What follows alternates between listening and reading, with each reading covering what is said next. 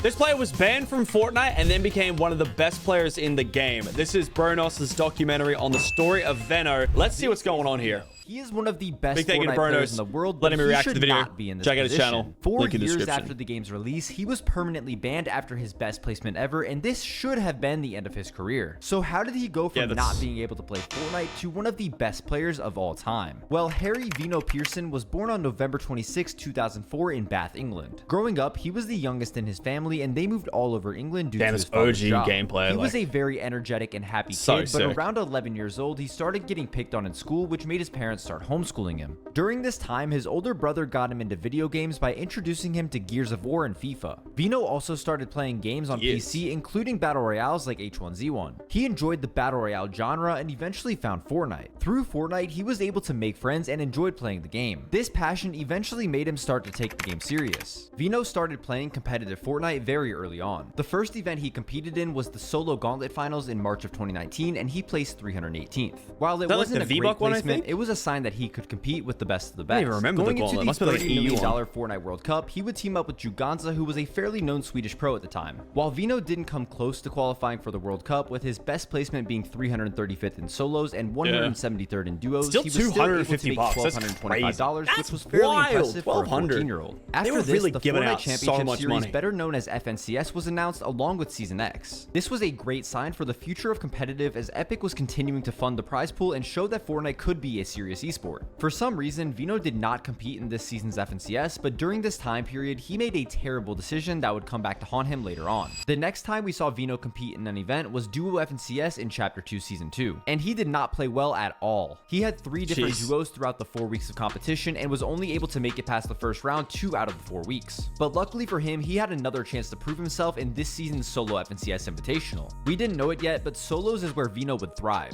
On May 2nd, 2020, the open qualifiers for this tournament started, and after placing a respectable 25th on day 1, it was looking like he would qualify with ease, as all he needed to do was place top 200. Unfortunately, the next day he was not able to replicate the success he had on day 1, finishing 901st. This meant he missed yet another chance to show everyone how good he is. For most people, this would be extremely demotivating and might cause them to quit, but for Veno, it only made him want to get better. Such a Chapter 2 tilting game Season mode 3 would for also pros, feature solo FNCS, and this meant he was able to grind as much as he wanted. He played solo scrims every single day, and putting this much time into Fortnite also made him improve overall. In Qualifier 1, he failed to make it to round 3, which sucked, but instead of having to wait an entire week for the second qualifier, it started the next day. This is where he popped off, placing 46th in round 1, 40th in round 2, and 17th in finals, which made him $350 and guaranteed him a spot in heats. Veno also placed 87th in Qualifier 3, making another $200, and he was confident that he could qualify for his first grand finals. Sadly, he was contested in his heat and finished a disappointing 88th place. While he did take home $1,000, he failed to make grand finals, which was the only thing he cared about. Although Veno wasn't having the most success, he slowly started working his way up and began playing with better teammates like Nyrox, who won the World Cup duos with Aqua. Despite this, he had one of his worst FNCS performances ever in Chapter 2 Season 4. He did not make a single final, which also meant that he didn't qualify for heats. Although he had his worst season yet, Fortnite hosted the Frosty Frenzy, which was a trio event with a $5 million prize pool. He was able to make money in all 4 of these sessions, securing $2,000, essentially doubling his earnings in 2 days. To start, it really was a fever dream back then. Like, they're just not giving out cash like that anymore. Second in a solo cash cup, and he would team up with Knifer and Patty, looking to qualify for his first grand finals. It was evident that he had been grinding, and it was finally going to pay off. After qualifying for heats, they needed to place top 8 to qualify for Veno's first grand final, and they finished in exactly 8th place. Unfortunately, the trio did struggle in grands, only managing to place 20th, but at the end of the day, qualifying was the confidence boost Veno needed to continue grinding. After this, he would finally catch his first big break. He was picked up by Aqua to trio with him and CRR, who were top players at the time. Although Veno didn't have the best placements, he showed a lot of potential as an individual player, and this is why Aqua took a chance on him. In less than 2 seasons, he went from not qualifying to heats to trioing with Tier 1 pros. Chapter 2 Season 6, also known as Primal Season, was really bad, and most pros did not want to grind, so this allowed Veno to gain an edge on everybody else. Playing with and talking to the best players in the game everybody didn't play because it was ass, and I was like, bro, this is the perfect opportunity. They also helped him become really good. No one cared about the game, so if you actually grinded it, you could do well. CRR absolutely dominated the qualifiers, easily securing their spot in heats. It was looking like he would finally have a chance to dominate an FNCS Grand Finals, but as soon as he was making strides to the top, it all came crashing down out of nowhere. The decision that Vino made almost 2 years earlier finally caught up to him. You see, buying and selling accounts is strictly against Epic Games' terms of service. In June 2018, this is why he got banned. purchased an account with OG skins on it like Renegade Raider and Recon Expert, and a few weeks later, his main account and the account he purchased were both deactivated. One day I signed on to Fortnite,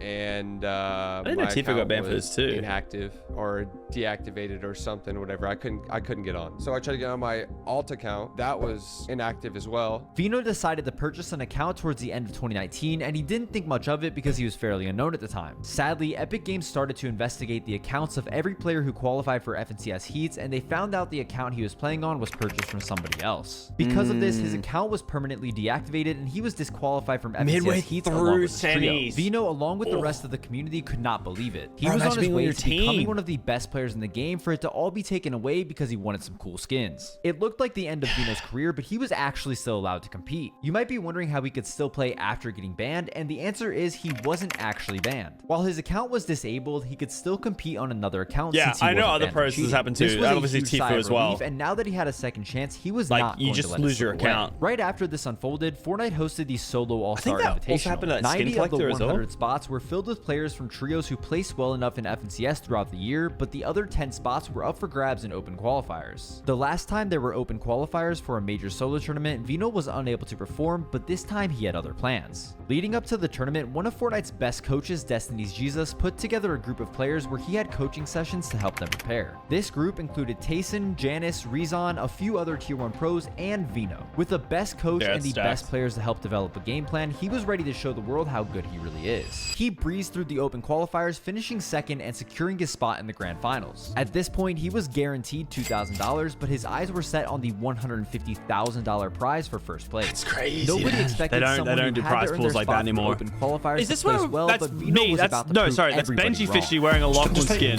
like right there in that clip. Like if I go back here, I remember this because I was offering. I remember like for this. I think this was the finals.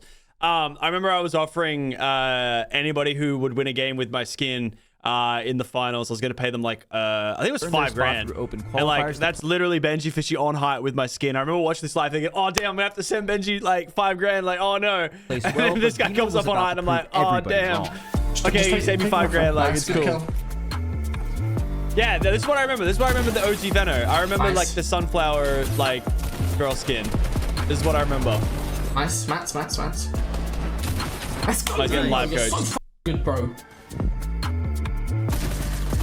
Let's go, bro. Let's go, Vino. Nice. Gotta feel so good. Nice. Because this is it. This is the grand, I'm pretty sure. Nice, Vino. It's fine. 90 points, bro. Let's go, Vino. Going into the last game, Vino was in first by 3 points, and the person in second was none other than Tayson. On one hand, you have the greatest player of all time trying to cement his legacy, and on the other hand, you have an unknown player trying to prove himself and secure his first he really FNCS did come out of nowhere. Both of them played the last game I hadn't heard Dina before this tournament until it was just them alive. Whoever won this 1v1 would win the tournament and go down in Fortnite history forever. You have to be focusing on right now. Tayson is literally the world of hurt, but at the same time finds It's crazy how this that one ended, man. It's actually one of the best tournament endings ever. Vino going for the win right now in order to catch up. He's going for Eric as well. If he gets 3, that could be it. He's moving forward, forcing the placement. Tayson on 127 walls, but he sees everything versus 122. Finds it. A big and he gets it. Tayson takes Vino missed his pump shot. Although he lost the 1v1 and missed out on his first FNCS title, Vino still made an insane $120,000, which was more than enough for him to be happy as he made over 10 times his earnings in one weekend. And from here, he was off to the races. Tayson decided to pick him up for this season's FNCS alongside Rezon. As expected, they dominated qualifiers, and going into grand finals, they were expected to win. After day 1, they were in 13th place, which would be extremely hard to come back from, but still possible. Although they performed much better on day 2, they finished in 5th overall. While this would be a great placement for most players, Tayson, Vino, and Rezon expected to win, and since they didn't, they split up. The next season, Vino would team up with Mongrel and Joe. This was towards the end of Mongrel's career, and while he was still very good, he wasn't in his prime anymore. They performed okay in qualifiers, but finished 18th in their heat, missing out on grand finals. Right after this was the FNCS Grand Royale. This event had the biggest prize pool we had seen since the Fortnite World Cup, but sadly, Vino would miss out on qualifying once again. After missing back-to-back grand finals, people started to question if he was actually good or if he just had a lucky performance in solo all-stars. In December of 2021, Chapter 3 came out, and now that trios had been the competitive game mode for over 2 years, everybody was asking for a change. Thankfully, duos was announced as the game mode for the entirety of the chapter. While Vino was good in trios, he was primarily a solo player, so duos allowed him to play more. Oh, the Stinger SMG meta. Oh my god, bro. Trio mate Joe, and they flew through qualifiers with a 15th and 12th place finish in the 2 weeks and a 5th place in their heat.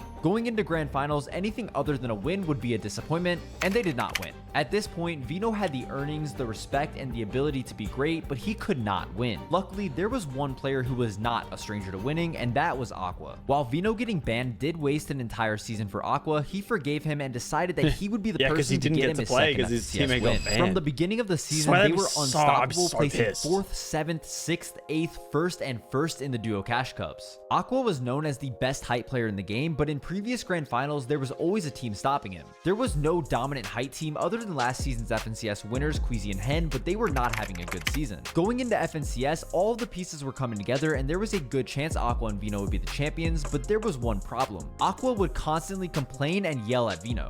I said I have the SMG and you get slapped, man! But HP behind you! Are you trolling me? I swear you see these same clips with Zeno and Clicks. The constant berating would absolutely kill the duo's vibes, but going into grand finals, this did not seem to matter at all. He's going up, he's going up. No, I'm low, behind me. Let's go. Shooting, they're fighting, 60. Track, watch me. Yeah, the combat SMG. I'm dropping down. 1v2, I'm pretty sure. Got a ball.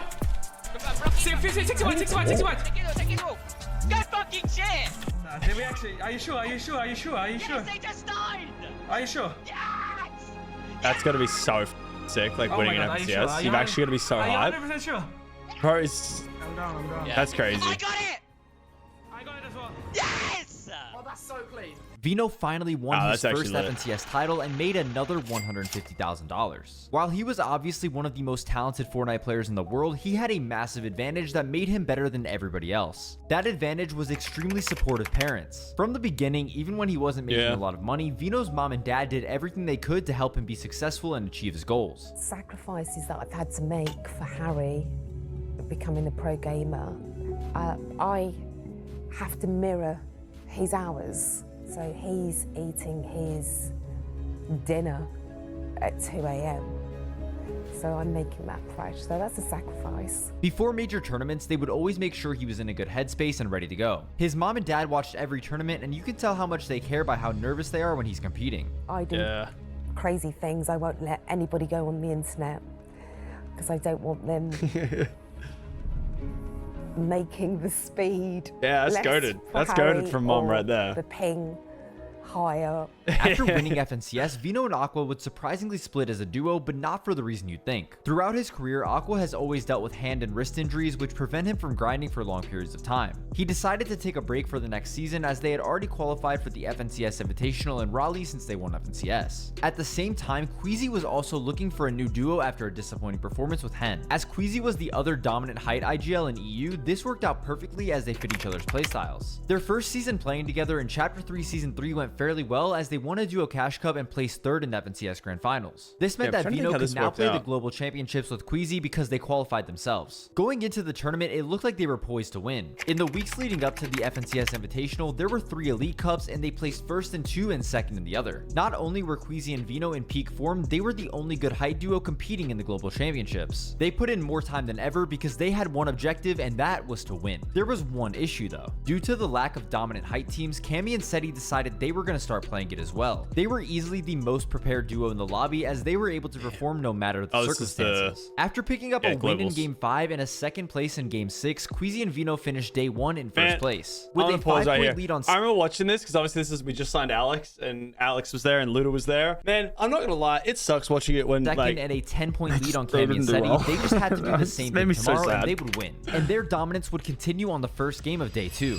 This is basically Queasy and Vino's game. Both sides are starting to run out now. Queasy's down to 1 build as well. This is looking very dire. They're gonna have to. Okay, so wait, what happened to Aqua and all this? Does he just they need to continue the pressure for another duo? He takes a shot, Vino blocks it. Beautifully done. Janice stuck up from behind. Queasy with a great follow-up, and oh my gosh, it was so close. That's clean. Queasy touches out in the end. They picked up a 4-kill win and extended their lead by even more. Their next 4 games would be solid, but Cammy and Seti's were even better as they secured 2 wins and 2 top 5s. At this point, Cammy and Seti were in first with 360 points, and Queasy and Vino were 12 points behind. Both of the duos were so far ahead of 3rd place that going into the last game, even if they both got 0 points, they would still finish 1st and 2nd. Because of this, Queasy and Vino had 2 choices: play the game out normally and hope to get more points than Cammy and Seti, or they could 50-50 them off spawn. This is when the most iconic moment in the history of Fortnite competitive went down. Queasy, Everyone watch this live. Trying to take it by force. You only win in one way, and that's taking that crown. Vino is here. Queasy is here. Down goes Seti. It's a big trade. It's a one-on-one. It's a 1v1, bro. You gotta be freaking out right now. Head-to-heads we have ever seen. Vino has to get this thirst here. He knows now it means everything. We might as well seal this deal. Why wait? Bubble shield going out. He's trying to bait it. He's trying to bait the revive so that way Cammy might peek. Breaks through the wall. He tries to break the wall. He can't. Legends has officially managed to win. That's just so good, man. That's just so good. Yet again, Vino lost a 1v1 to win an FNCS title. They still finished 2nd place and made $70,000. It was because he couldn't place the wall in that middle bit. According to this post-game interview, he was not happy. I mean, you must be very proud as well, Vino, of what you boys achieved here at Invitational. No. This mentality is what separated Vino from everybody else. He was never satisfied and he wanted to win. Going into Chapter 4, he would continue to duo with Queasy, but they did not I get it. Like, I get it. Broken the Shockwave Hammer was. Because of this, they didn't grind as much as they should have and had a disappointing season for their standards. Yeah, a 4th place finish was considered disappointing. This season was a huge wake-up call and they decided they would be winning the next FNCS no matter what it took. When Chapter 4 Season 2 came out, they started to work with BloodX as their new coach. BloodX was and still is one of the best Fortnite coaches, and his insight could be the difference between a 4th and a 1st place finish. In FNCS qualifiers, they finished 3rd, 1st, and 7th, automatically punching their ticket to the Grand Finals. With the help of BloodX, they were able to use their drop spot and the kinetic blade in order to craft an unbeatable high ground strategy. Since they landed at Kenjutsu Crossing, they were almost guaranteed to get purple kinetic blades, which had 3 charges as opposed to the blue ones, which only had 2. Because of this, they were able to use the blade to fly high into the sky and be higher than everybody else and take height every game. It was obvious they were the best duo in this Grand Finals, and we were all about to witness history. Nice, man. Oh. Nice, man. No, come on. Yeah, they won like I think it was like an unprecedented like. Nice. How many grand games? Like 4 grand games? I think no, it was like 6 out of the 12 or 7 out of the 12. Nice. Come on, man. Like it's just insane to ever win this many in a grands. Oh yeah, I see. I've done match. Oh my god. You shouldn't be flagged, you cyclops. Bro, I didn't see him. Queasy and Vino won 4 of the 6 games on day 1 of Grand Finals. At the end of the day, they already had a 116-point lead, but they had no plans of slowing down. These kids are playing heal off, by the way. They're chilling. What's up, Peter? On that, they won 6-6 in a cash cup, but this is still like #1 craziest thing because like cash cup, what you win like a couple $100. Here you win like a couple $100 grand. So like, bit of a difference. They won 6 of the first 8 games in an EU Grand Finals loss. 6 of 8. By now, the tournament was already over. They could have not played the last 4 games and still won. This was the dominant performance everyone had expected from Queasy and Vino, and the entire community was confused how a team could be this much better than everybody else. Obviously, going into the next season, everybody expected them to win FNCS again, but that did not happen at all. After they trying went like a different there drop was a spot crazy in week 1 fall off qualifiers, right? they finished 48th place and didn't gain enough series points to qualify for heats. Although there were still 2 weeks of qualifiers left, the format was very questionable. You see, in order to make it out of the open round in Chapter 4 Season 3's FNCS, you needed to place top 200 out of tens of thousands of teams. This meant that one mistake could ruin your chances to qualify, and that is exactly what happened to Queasy and Vino. They failed to make it out of opens the last 2 weeks, meaning they missed out on Grand Finals. Fortnite is the only game where you'll see a team put up a historic finals performance, then not qualify for finals in the next season. Thankfully, their FNCS win in the prior season qualified them for the Global Championship championships in Copenhagen, so they had something to look forward to. Even after failing to make it out of opens twice, they were still a favorite to win. For the next 2 months, they put in the time because the only thing they wanted to do was win a global LAN after getting second the previous year. Unfortunately, they didn't perform too well and finished in 11th place. One of the big reasons they didn't place as good as they should have is because every zone pulled across the map from their drop spot at Kenjutsu Crossing. Regardless, this was a disappointing performance, and they split up as a duo after zone pulls like in that, the first man. season of Chapter 5, Vino would team up with Tayson once again, but they were contested in grand finals and finished 15th place. That's why like middle map Next is season, always they stuck good. together, but had another disappointing 11th place finish in FNCS. At this point, they decided to split as a duo. The thing is, most of the duos in EU were really established, so Vino didn't have too many options. With one more FNCS to qualify for this year's Global Championship in Dallas, something had to change. For FNCS Major 3, EU and NA both have 10 qualification spots for the LAN, so Vino decided to move to NA and compete with Clix. At first, everybody wondered if this was the right move for Vino, as Clix hasn't It's gonna be placed really as well interesting to in watch the grands FNCS, for so this. it was a big risk. But last weekend, they proved everybody wrong. Yeah, Vino they and went Clix crazy. They showed won it, everybody right? The why first one? they are a top duo in the region, winning the first week of FNCS qualifiers. Let's go, Benno! You're so good, Benno! Down and pump, go down and pump. Yeah, this is gonna be a hot FNCS to watch because Clix hasn't qualled. Alex and Worthy qualled though. You'd love to see it. Benno, you're the best player to touch the game, Harry. Even more. I'm turning in his back. Nice, Benno. You're so good, Benno. Well played, bro. Vino has made it very clear that he has one goal for this season, and that is to get Clix his first FNCS win. What do you want to do by the end of 2024, Benno? What I want to do is I want to give Clix his best ever placement. So far, they're looking good, so now we just have to wait and see if they can do it. Vino's story is proof that hard work will beat talent every time. Although he made his way to the top of the competitive scene far later than everybody else, he is one of the most accomplished players in the game. It's crazy to think his career could have been over once he got banned, and we may have never known who he was. If you enjoy videos like this, drop a like and subscribe to the channel because I upload this kind of content once or twice a week. It all begins in July. It didn't technically get banned, but still, what a great story. Thank you, Bronos, for the video. If you guys enjoyed, make sure to check out his channel. I'll catch you guys next time. Peace.